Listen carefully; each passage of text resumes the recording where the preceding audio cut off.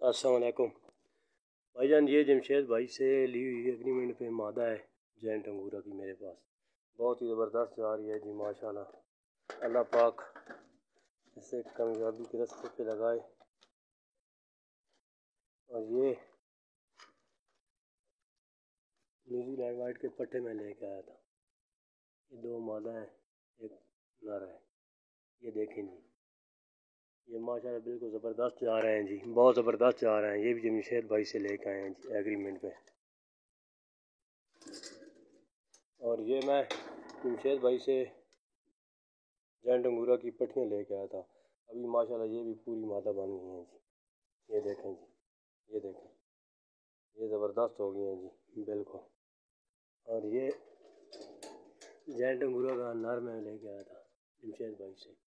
ठीक है जी, इसको मैंने अभी मूंड दिया है, बिल्कुल इसको रोड़ा कर दिया है गर्मी की वजह से।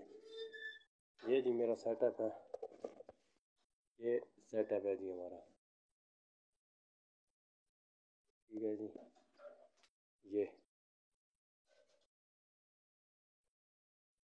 ये सारा माल हम जमशेद भाई से लेके आए हैं एग्रीमेंट पे। माशाल्लाह जी ज़बरदस्त जा रहा है। अल्लाह पाक बहुत बहुत नवाजे जमशेद भाई को।